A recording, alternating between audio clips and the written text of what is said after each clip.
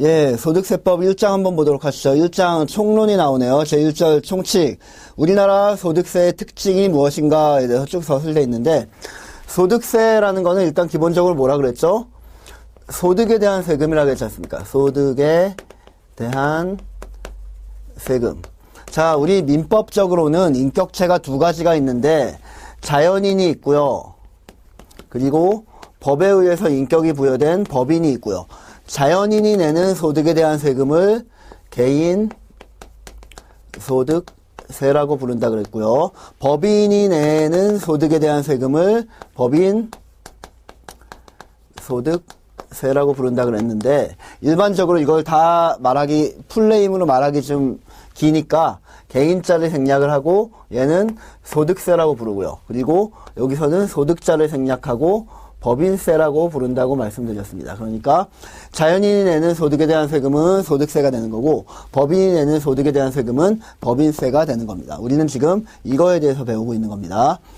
자, 개인이 내는 소득세와 법인이 내는 법인세를 비교하면서 공부를 하는 게 효과적인데, 소득세 같은 경우에는 열거주의를 택하고 있습니다. 열거주의. 열거된 거에 대해서만 세금을 매긴다라는 얘기입니다. A, B, C, D에 대해서 다음에 열거되는 거에 대해서만 세금을 매긴다라고 하면서 A, B, C, D가 나왔다. 그러면 만약에 E라는 행위를 한 경우에는 세금을 매깁니까? 안 매깁니까? 매기지 않는다는 얘기가 되는 거죠. 열거된 거에 대해서만 세금을 매긴다. 반대로 법인세 같은 경우에는 예시주의라고 부릅니다. 무슨 말이냐 하면 A, B, C, D라고 예시를 해놓긴 했지만 E나 D, E나 뭐 F 같은 그런 유사한 소득이 발생한 경우에 비록 법전에 써져 있지는 않지만 그냥 유사한 소득이라고 보고 바로 거기에 대해서도 세금을 매기는 형태를 취하고 있는 게 바로 법인세가 되는 겁니다. 예시주의를 다른 말로 하면 포괄주의라고 부릅니다. 열거주의라는 거는 그렇기 때문에 소득 원천설이라는 그 학설에 입각을 하는 데 비해서 예시주의는 순자산 증가설이라는 학설에 입각해서 매기게 되는 겁니다. 자, 법인세와 소득세 이런 것들을 전부 다 암기를 해두셔야 됩니다. 자, 소득 원천설에 의한 열거주의에 의할 때는 일시적이고 우발적인 소득은 과세를 하지 않습니다. 그렇지만 법인세 같은 경우에는 일시적이고 우발적인 소득에 대해서도 과세를 하게 되는 겁니다. 이런 것들을 잘 기억을 해 놓으십시오. 물론 소득세가 열거주의지만 몇 년 전에 한 7, 8년 전에 소득세 쪽에서 이자소득이나 아니면은 배당소득에 대해서는 유형별 포괄주의를 도입을 했습니다. 유형별 포괄주의. 예, 이런 것들에 대해서는 뭐 하나하나 같이 공부를 해가면서 하나하나 다 체화를 할 거니까 일단은 그 단어 정도만 기억을 해 놓으십시오. 소득세와 법인세는 이런 차이가 있다. 자, 동그라미 1번부터 한번 볼까요? 우리나라 소득세의 특징, 동그라미 1번, 열거주의 과세 방식이다. 소득세법에서 구체적으로 과세 대상에 열거한 소득만을 과세 대상으로 하고 있다. 다만 일부의 소득에 대해서는 유형별 포괄주의를 취하고 있다. 유형별 포괄주의 밑에다가 칸은 적지만 괄호치고 이자, 배당 소득이라고 써놓으십시오. 이자와 배당이 유형별 포괄주의를 취하고 있습니다. 뭐 소득세는 총 8가지의 그 소득 원천에 따라서 매기게 되는데 그거는 잠시 후에 한 5분 10분 뒤에 같이 한번 보도록 하겠습니다. 어쨌든 간에 이자소득이나 배당소득이라는 애가 있는데 얘들은 유형별 포괄주의를 취하고 있다더라.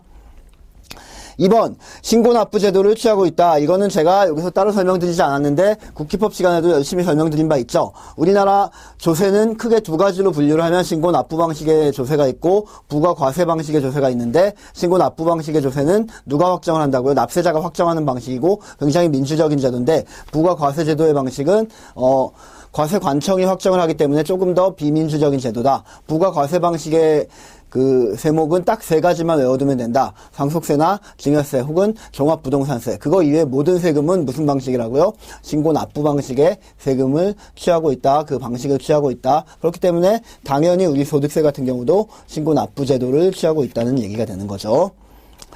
3번 초과 누진세율 제도를 채택하고 있다. 소득세는 원칙적으로 5단계가 아니라 5타가 났네요. 5단계가 아니라 6단계입니다. 2017년부터 6단계 초과 누진세율 구조로 바뀌었습니다. 오타 수정해 주시고요. 6단계 초과 누진세율 제도를 채택하고 있다. 다만 양도소득세의 경우에는 비례세율을 적용하는 경우도 있다.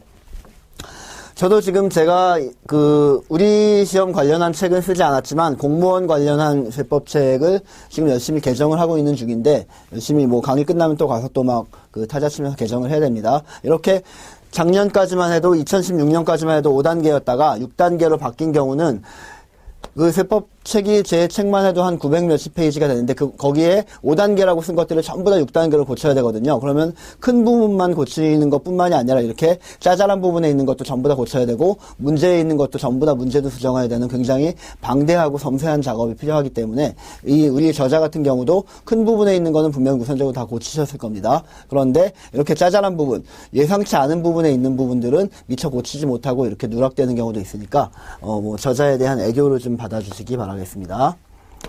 자, 소득세는 6단계 초과 누진세율 구조라고 했는데 1,200만 원을 기준으로, 그리고 4,600만 원을 기준으로, 8,800만 원을 기준으로 1.5억 원, 1억 5천만 원을 기준으로, 그리고 5억 원을 기준으로 해가지고 총 6개가 나오지 않습니까? 하나, 둘, 셋, 넷, 다섯, 여섯. 이 단계별로, 구간별로 세율이 전부 다 다릅니다.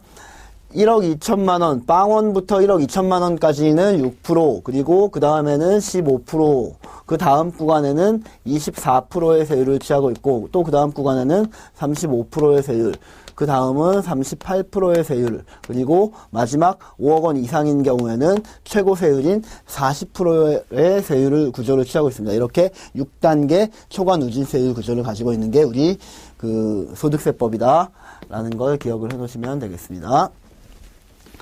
네 번째, 주소지 과세 제도를 채택하고 있다. 소득세 납세지는 원칙적으로 뭐라고요? 주소지가 된다. 소득세는 자연인에 대해서 매기는 세금이지 않습니까? 갑이라는 자연인, 을이라는 자연인에 대해서 매기는데 그 납세지 관할을 누구로 할 것이냐?